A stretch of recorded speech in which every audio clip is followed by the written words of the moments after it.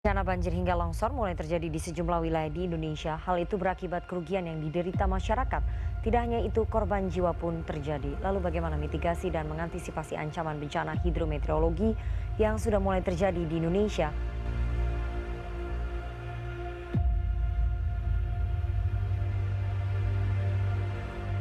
Provinsi Jawa Tengah menempati urutan pertama dalam kejadian banjir. Banjir memiliki dampak yang signifikan pada infrastruktur, sumber daya alam, kesehatan, serta ekonomi. Faktor-faktor yang mempengaruhi risiko banjir antara lain curah hujan, debit air, sampah di sungai, dan ketinggian daratan. Bayesian Network dapat digunakan untuk mengukur peluang terjadi banjir berdasarkan faktornya.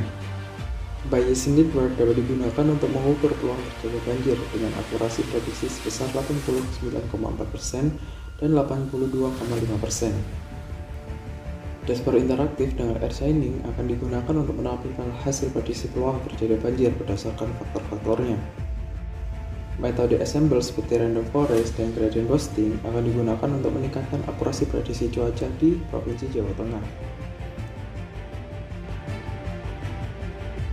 Oleh karena itu, kami berinovasi dengan karya kami dengan judul Rancang Bangun Model Bayesian Network pada peluang terjadi banjir di Jawa Tengah menggunakan air shining. Berikut merupakan dashboard interaktif yang dapat digunakan untuk memprediksi peluang terjadinya banjir di Jawa Tengah.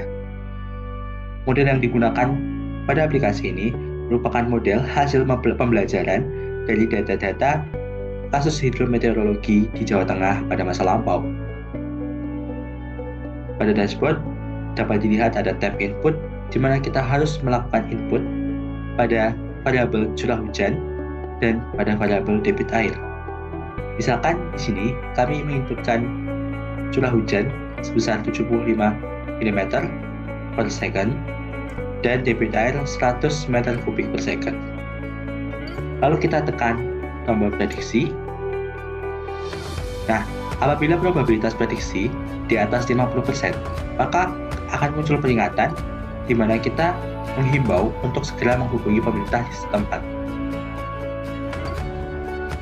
Nah, pada tab hasil prediksi, dapat diketahui prediksi menggunakan random forest terjadi peluang banjir sebesar 93,25%.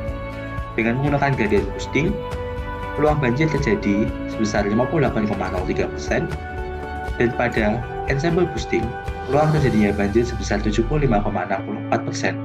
Ketiga hasil prediksi ini didasarkan pada teori Bayesian Network yang mempelajari tentang peluang terjadinya sebuah kejadian.